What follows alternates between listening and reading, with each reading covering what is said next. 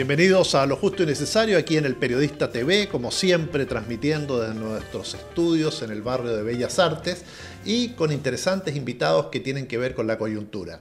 Hoy tenemos a Verónica Figueroa Huencho. ¿Qué tal, Verónica? ¿Qué tal? ¿Cómo estás? Muy bien, muy bien. Muchas gracias por la invitación. No, bienvenida a nuestro programa. Verónica es profesora asociada del Instituto de Asuntos Públicos de la Universidad de Chile, doctora en Ciencias de la Administración de ESADE, tiene un largo currículum. ¿Tienes por acá algún paso también por el consejera presidencial de la Corporación Nacional de Desarrollo Indígena, la CONADI? Así es. ¿Eso cuándo sí. fue? En el año 2010. ¿2010? ¿Hace poquito? Sí, relativamente poco. El tiempo pasa. ¿Y qué tal esa experiencia? Muy entretenida, sí, de mucho aprendizaje. Sí, no. ¿Años difíciles también estar en la CONADI? De todas maneras, siempre. La CONADI es un organismo complejo. ¿Se la escucha? El Consejo es difícil que se la escuche por la naturaleza de su organismo. No es un organismo que haga política indígena, más bien implementa esfuerzos de los gobiernos en torno a la política. Pero el Consejo es una instancia de discusión donde hay representación de las comunidades, pero también hay representación del gobierno. Y es muy importante la opinión del Consejo, básicamente para el funcionamiento diario de la CONADI. Entonces lo que resulte ahí son discusiones largas, complejas y temas álgidos que además tienen que resolver. Verónica, además, como decíamos, es académica de la Universidad de Chile y también eres miembro del Senado Universitario. Así es, sí, para el periodo de este año hasta el 2022. Así que estás copada. Muy contenta porque además la Universidad de Chile como universidad pública debe hacerse cargo de hartos problemas de su tiempo y entre ellos también los pueblos indígenas. Así que yo como académica mapuche me parece muy relevante tener una voz en una instancia institucional como es el Senado Universitario. Cuando hablamos de mujer y mapuche estamos también y pensamos en una doble discriminación. Sin duda, sí, y en la Universidad de Chile uno podría decir, o en el mundo universitario triple, porque es un mundo también muy elitista en términos del conocimiento. Obviamente el tema de la participación de la mujer ha sido bastante lenta, a pesar de todos los años de existencia que tiene la Universidad de Chile. El otro día vi estadísticas, me parece que era la Facultad de Derecho de la Chile, cómo las profesoras ayudantes son 50 y 50, pero después los profesores titulares cae a 70 o 80% la diferencia, y ni hablar de decano, y los rectores de universidades ya a nivel nacional, me parece que hay una mujer, con suerte, exactamente. Hoy rectora. Nosotros no hemos tenido en la Chile nunca una rectora, y como tú dices muy bien, las cifras se van disminuyendo nuestra representación, sobre todo en las más altas jerarquías y en los cargos de decisión, y si a eso le agregamos además la variable indígena, mucho más todavía, así que hay mucho por hacer ahí, mucha tarea por cumplir. Así que vamos a pelear porque tú algún día seas la candidata a rectora de la Universidad de Chile. ¿Quién sabe?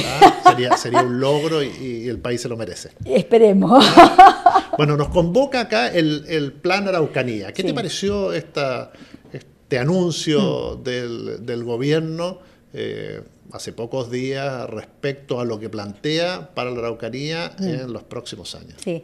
Bueno, los temas de los pueblos indígenas han estado presentes prácticamente desde el retorno a la democracia en todas las agendas. Han habido anuncios de todos los presidentes y han ido más o menos en la misma línea.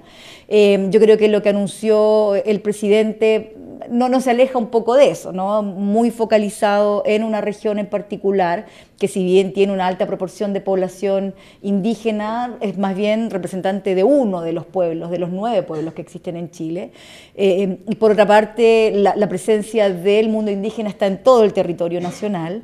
Por lo tanto, creo que allí hay una doble dimensión, aquellos temas que tienen que ver propios de la región y que focalizan el tema indígena en la región. Pero con esto dice que un plan debiera ser integral, atacar todo el problema, si estamos hablando de meter a todos el mismo, a Rapa Nui, al norte, al sur, a todas las etnias.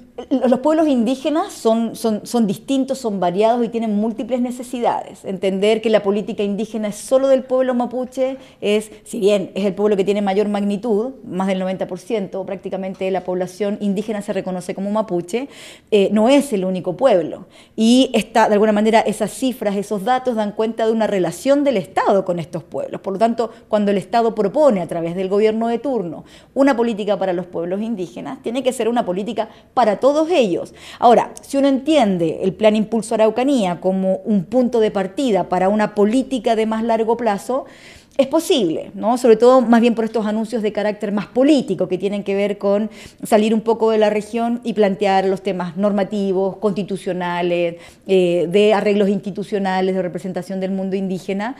Si uno entiende que este es el punto de partida para avanzar en ello, excelente.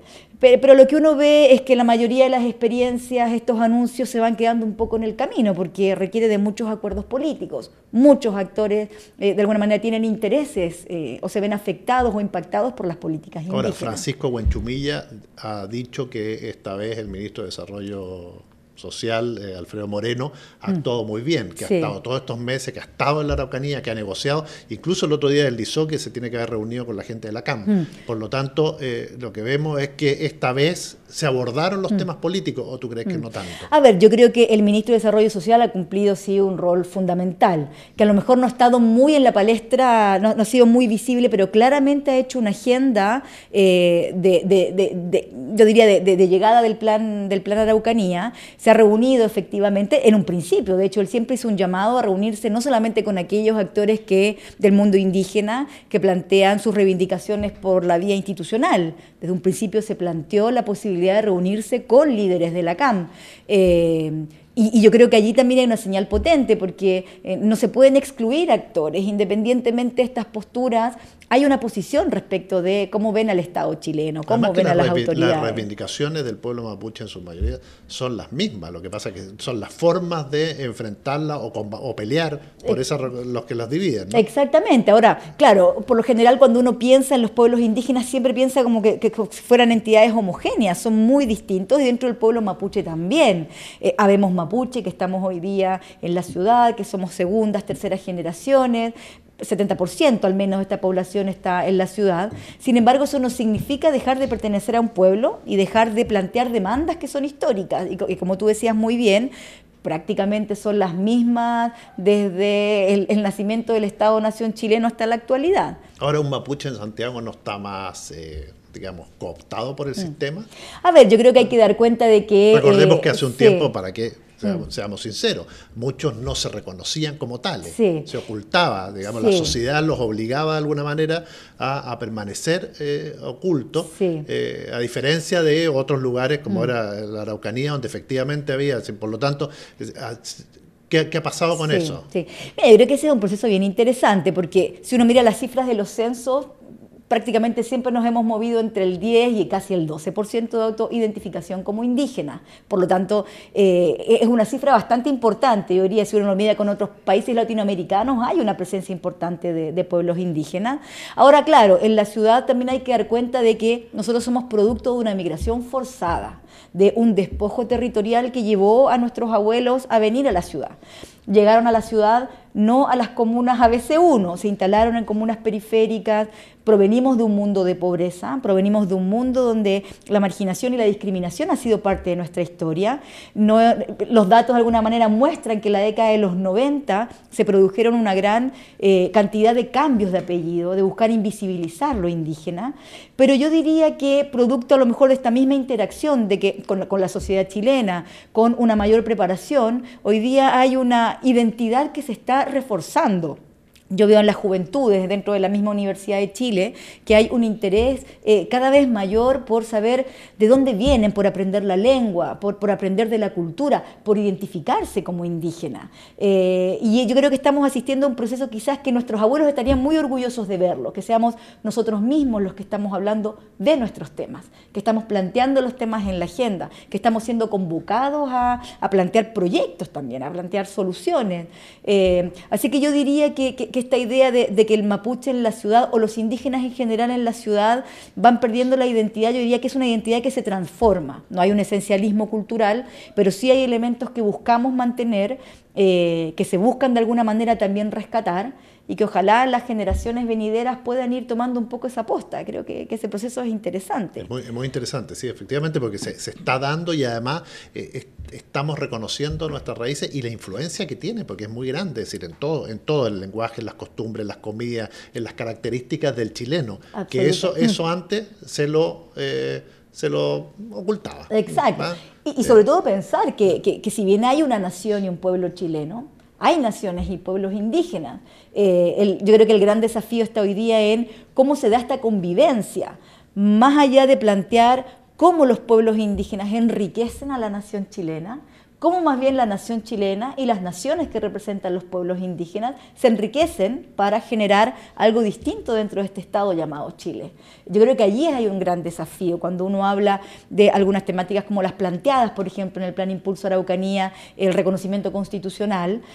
Allí hay un punto muy importante porque nos lleva a pensar cómo va a quedar ese reconocimiento, cómo va a quedar redactado, cómo se va a entender el rol de los pueblos indígenas, que ya no es una labor... ¿Cómo te gustaría que quedara? Porque yo he escuchado muchas veces, por ejemplo, que dicen, nosotros no queremos un Estado mapuche, porque nunca los mapuches tuvimos Estado. ¿No? Es una parte de la historia. Sí. Nosotros queremos un trato distinto que esté dentro de esta Constitución. ¿Cómo te gustaría a ti que fuera eso? A ver, yo creo que sí hay que dar cuenta, obviamente, que hay sectores de la población mapuche o del pueblo mapuche que tienen una desconfianza con este Estado que ha sido histórica y por lo tanto no lo legitiman como tal, y dentro de sus propuestas está cómo esta nación mapuche podría tener un Estado propio. Yo diría que en general la mayoría va más bien por una vía en la que cómo este Estado se reconoce como un Estado plurinacional. A mí me gustaría que la Constitución no solamente reconociera que existen pueblos al interior de este Estado chileno, porque nuestra Constitución reconoce una nación chilena, nunca ha hablado de los pueblos indígenas. A mí me gustaría que se hablara de que existen dentro de este Estado y dentro de este territorio múltiples naciones que tienen las características de pueblos y por lo tanto, dado ese carácter de pueblo, hace exigible aquellos derechos específicos, que somos un país plurinacional y como somos un país plurinacional no hay naciones hegemónicas o naciones que estén por sobre otras, sino más bien cómo generamos una convivencia que lleva a cambiar, y eso yo creo que es quizás lo desafiante. Ese reconocimiento de pueblo acompañado de un reconocimiento de una plurinacionalidad lleva a o exige cambios institucionales, cambios normativos, cambios en la configuración de nuestra administración pública, cambios en la forma de definir las políticas. Obviamente eso genera cierta incertidumbre. Paremos un minuto ahí, en lo concreto. ¿Qué significaría esto para un mapuche? Porque hoy día vemos que hay cierta discriminación positiva. Concursos, por ejemplo, si tienes pertenencia pueblo mapuche, tienes un 5 o 10% más de posibilidad de ganártelo. Becas, etcétera. Hay una serie de cuestiones. Hay como cierta discriminación positiva. Cuando la Constitución se reconoce como un Estado plurinacional. ¿Cuál sería esto en lo concreto? ¿En qué le cambiaría la vida a una persona, ya no tanto que el que vive en la Araucanía? Porque yo creo que lo de la Araucanía tiene que ver también con la situación de pobreza, de que es una región que se ha estancado, que tiene otro, pero al que vive en Santiago, por ejemplo. Sí. A ver, la pobreza es transversal, la pobreza indígena es multidimensional, tiene ciertas características en las zonas rurales, pero también en las zonas urbanas tiene una expresión diferente. ¿Qué cambiaría ese reconocimiento constitucional? Cambiaría elementos sustantivos. El Estado chileno, al no reconocer a estos pueblos, les negó educación, les negó salud, les negó la posibilidad de ocupar cargos de decisión política, de tener representación. Que exista este reconocimiento para un mapuche como yo, o de a pie, o como cualquier otro mapuche en la actualidad, fuera obviamente de la reivindicación de tierra, supone en primer lugar darnos el derecho a reconocernos como pueblo, darnos el derecho a pensar ¿cómo vemos nosotros nuestro desarrollo dentro de este Estado chileno?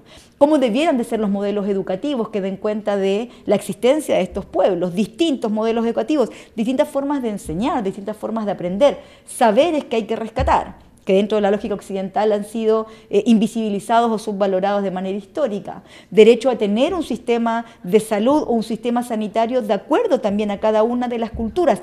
El poder escoger, tener la libertad de elegir, que exista esa oferta. Yo creo que ahí hay puntos sustantivos, es decir, ser sujetos de derecho, que la norma internacional los reconoce ya hace harto rato, ser sujetos de derecho en la norma internacional, en la norma nacional, que no existe. Salvo la ley indígena del año 1993, no hay otro cuerpo legal que reconozca o que dé un lugar o un estándar a los pueblos indígenas. La propia ley habla de etnias, no habla de la existencia de pueblos. Entonces, lo que permitiría es pensar, articular un modelo de desarrollo desde el Estado actual, yo creo que muchas veces cuando uno piensa en cómo se ven estos pueblos y su futuro, piensa en que vamos a volver a ese esencialismo cultural de la ruca, de la comunidad. Sin duda, eso es una demanda muy legítima de nuestros hermanos que están en los territorios ancestrales.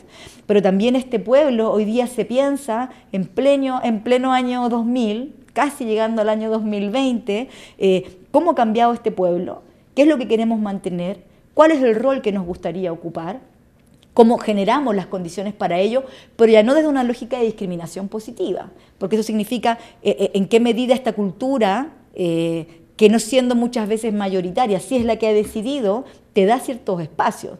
Y ahí también hay mucho mito, porque si uno revisa cuáles son los beneficios a los que pueden acceder los indígenas en cuanto tal, son muy pocos, ¿no? Por ejemplo, en algunas becas, algún puntaje adicional, pero muy básico. La beca indígena, yo diría que es allí donde está el gran grueso, pero en términos de recursos dentro del Estado tiene un impacto muy pequeño.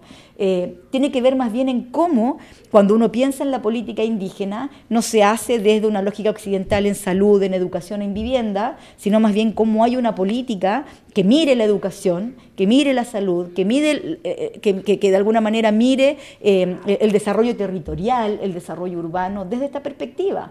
Saberes que hoy día rescatan la relación con el medio ambiente, ¿no? Estilos de vida que hoy día se han puesto de moda, pero que los pueblos indígenas hace rato que ya los sabían, hace rato que los conocen.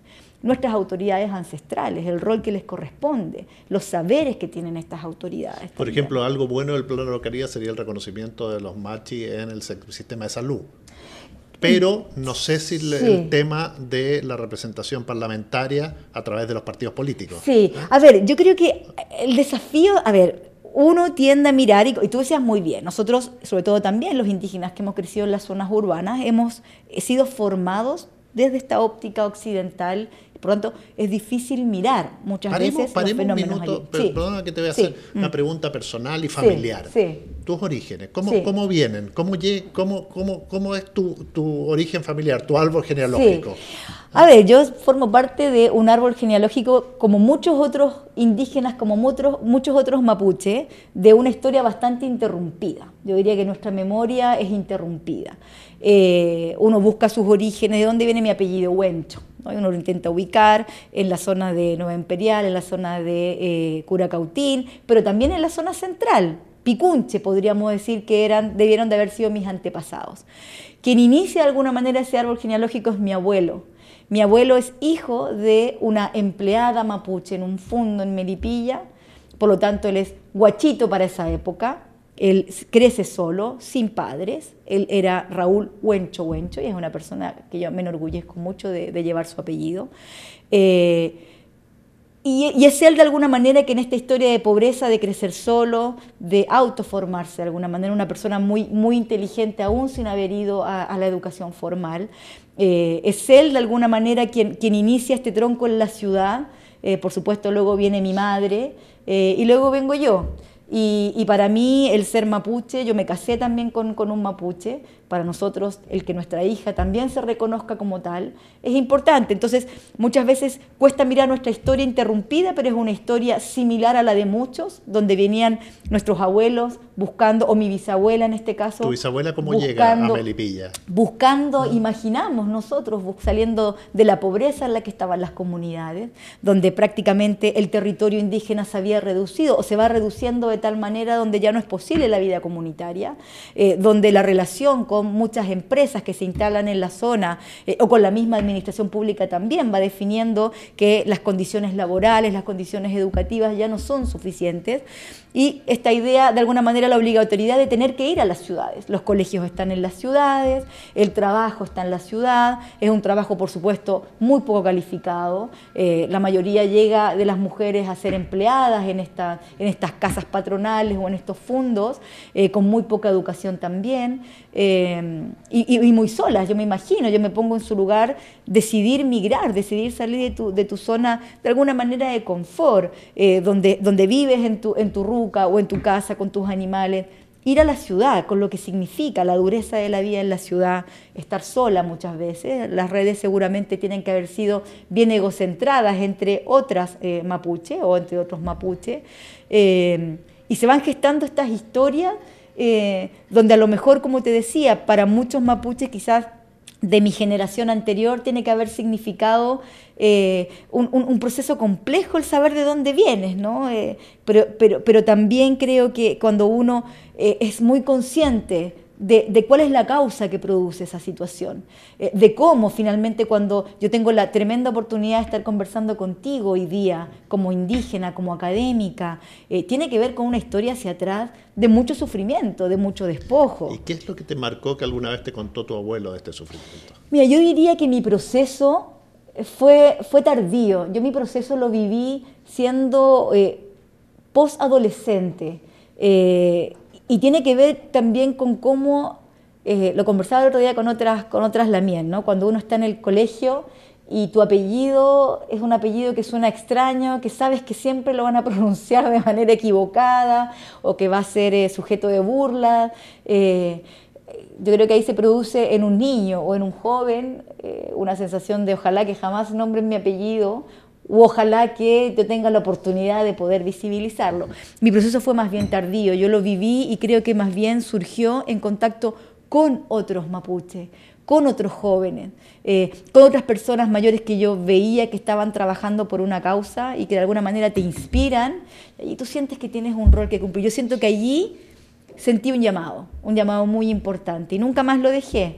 Mi doctorado, mi postdoctorado, mi trabajo en la universidad tiene que ver con mi identidad indígena. Tienes un postdoctorado, me parece, en Estados Unidos. En la Universidad de Stanford, así es, donde tuve la oportunidad de ahondar en temas de procesos de formulación de política indígena, donde tuve la oportunidad de escribir un libro sobre cómo se formulan las políticas indígenas en Chile, y su subtítulo, que es Evidencia de un fracaso sostenido, creo que dice mucho respecto de las limitantes que hemos tenido en definitiva, ¿no? Sobre todo los actores que tienen un poder de decisión. Y ahora, este fracaso, ya volviendo a la política, sí, ¿es por la esencia misma del ser chileno, las características de nuestra patria, o es un fracaso que se dio similar en muchos países de América Latina, digamos? Es un fracaso similar, es un fracaso, yo creo que esta herencia eurocentrista, esta herencia extremadamente racional que tenemos para relacionarnos con nuestro entorno, esta dicotomía entre cómo se conoce y tu entorno, que no es propia de los pueblos indígenas,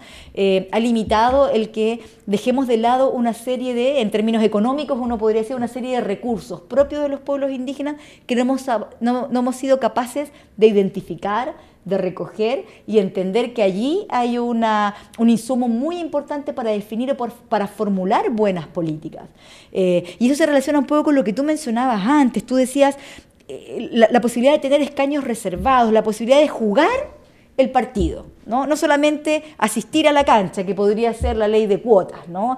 Te invitamos a participar, pero no aseguramos que puedas entrar a jugar al partido. No, y además tienes que jugar con los partidos tradicionales. Y además, ¿no? Tal cual, tienes que responder a un proyecto de un partido político, exacto, no a un proyecto de un pueblo o de varios pueblos indígenas. Entonces, cuando tú tienes actores que vienen del mundo indígena, y no solamente, como te decía, del mundo rural, del mundo también urbano, entendiendo que somos parte de un mismo pueblo, y tienes la posibilidad de discutir de igual a igual sobre proyectos, sobre políticas, sobre proyectos de ley, desde tu perspectiva, existe una mayor posibilidad, no te lo garantiza, pero al menos una mayor posibilidad de mejorar la calidad de esas leyes, de mejorar la calidad de esas políticas, de alguna manera poner en el discurso político otros aspectos que, dada esta formación que te digo, dado que provenimos de esta sociedad racionalista, muchas veces subvaloramos. Para un actor político de la élite chilena, es muy difícil entender qué está detrás de una reivindicación de tierra,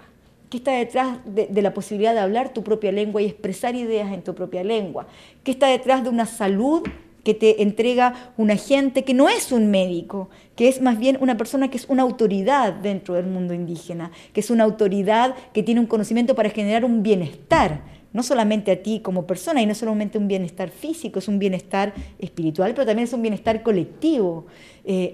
¿Cómo logramos impregnar aquello en un mundo que no ha sabido relacionarse con lo indígena? Yo creo que ahí está el desafío.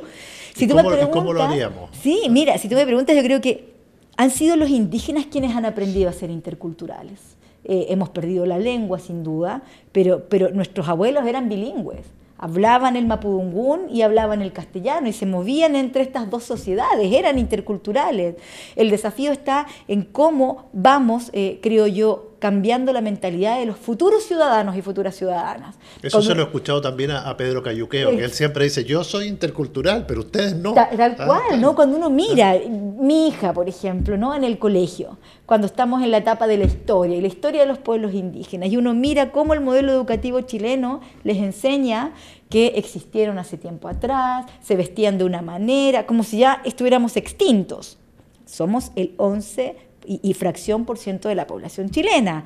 Estamos aquí, entonces tú le dices, ¿no? Yo le digo, pero mira, aquí existimos, está tu papá, estoy yo, somos mapuche, tú también eres mapuche, a lo mejor no te vistes como te están mostrando en los libros, pero existimos, hay una cultura, hay reivindicaciones. Sí, me dice, pero la profesora dice esto, claro. El sistema educativo es muy potente, la figura de quien forma, quién te está diciendo, un profesor o una profesora, son autoridades para un niño. Cómo te estén planteando, cómo le estén planteando a ese niño o a esa niña la relación con los pueblos indígenas, en el fondo es casi ir generando un pensamiento y una actitud frente a estos pueblos que luego se va a ir evidenciando en comportamientos. Entonces, si nosotros somos capaces de cambiar ese modelo educativo, de entender que estos pueblos indígenas están, que no basta con una asignatura una vez a la semana, que no basta saber que existen, que juegan palín, que vivían en rucas, no, que aquí hay un proyecto de pueblo. Si logramos cambiar eso, estos futuros ciudadanas y ciudadanos sí van a ser interculturales. No se van a cuestionar por qué tienen que diseñar una política específica, entendiendo que hay una interrelación con otros pueblos, como nos sucede a nosotros o como le sucede a la mayoría. Poco ayuda cuando se anuncia un plan Araucanía y se pone el acento en los 8.000 millones de dólares más los 16.000 millones de la inversión privada, porque pareciera que esto fuera un problema económico. A ver, la mirada que han tenido no solamente este gobierno, la mayoría, siempre es pensar que es un tema, que la pobreza va asociada a la inversión, a un tema económico, a un tema productivo, a hacer productiva la tierra, generar inversión pública, privada en la zona. Sin duda, siempre es interesante o es importante los recursos. Nosotros en el ámbito de la política pública decimos que el presupuesto es una expresión financiera de una decisión política. Si no hay recursos, es que la política tiene poco peso. Qué importante que hayan recursos, ¿no? Y él los plantea además en un lapso de 8 años. El punto es cómo se van a invertir esos recursos, dónde va a estar el uso de esos recursos, quiénes van a salir beneficiados del uso de estos recursos. Y aquí el foco lo estamos poniendo en los pueblos indígenas, tendremos que medir, generar sistemas de medición, el impacto que efectivamente esa inversión ha tenido, no solamente en la mejora de condiciones económicas, sino en la mejora del reconocimiento de otros derechos. Yo creo que ahí está el gran desafío. Se parte por la Araucanía y por eso yo decía, qué bueno que haya o que se entienda como una línea de partida, pero no basta solamente con hacer inversión económica, hay que hacer un cambio cultural, hay que propiciar el cambio cultural. Ahora, ¿tú crees que estos anuncios abren un debate, que hay mejores condiciones hoy día para que podamos avanzar hacia eso? Mira, yo creo que el gran punto es que permite que estemos conversando respecto de los pueblos indígenas. Cada vez que los gobiernos incorporan este tema en la agenda, existe la oportunidad de ponerlo no solamente en la agenda política, sino en la agenda pública. Y ahí yo creo que hay un avance, de debatir. Uno puede decir, mira, me quedé con gusto a poco, pero discutámoslo, resolvámoslo. Hay la posibilidad de plantear oportunidades, de plantear otras alternativas. Creo que ahí está la oportunidad hoy día, de que este Plan Impulso Araucanía, con sus bemoles, nos permite hablar del desarrollo indígena. Y otro tema, por ejemplo, cuando habla la derecha sobre el tema, la izquierda es muy crítica, sí. Pero la izquierda nunca ha entendido a los pueblos indígenas. Ni la izquierda ni la derecha lo han entendido, ni los conglomerados que han gobernado este país han entendido a los pueblos indígenas, porque no han querido entenderlo. Han generado, sin duda, agendas importantes, anuncios más o menos importantes. Yo creo que claramente la ley indígena, la ley 19.253, fue un hito político importante en los 90, pero luego se quedó allí. La ratificación del convenio 169 de la OIT, que reconoce derechos de consulta a los pueblos indígenas, que Chile ratifica en el 2008, va quedando ahí. Entonces, han habido avances, pero ninguna visión político-partidista ni estos conglomerados han incorporado la dimensión sustantiva de los pueblos indígenas. Por lo tanto, es normal que en el juego político, ante el anuncio que se hace en este caso un determinado gobierno, la oposición sea crítica. Pero esa oposición, cuando ha tenido la oportunidad de avanzar, tampoco lo ha hecho, tampoco lo ha considerado. Es un juego político permanente, si en el fondo lo que está detrás es si vamos a lograr mantenernos en el poder otros 4 años más, o si nosotros podemos, otros conglomerados pueden volver a ocupar esos espacios de poder en los otros 4 años. Ahí está la disputa. Por lo tanto, los pueblos indígenas no entran en esa disputa, es una disputa de otra naturaleza. Y cuando en esa disputa entran los términos violentos, ¿a ti cómo te suena eso? Sí.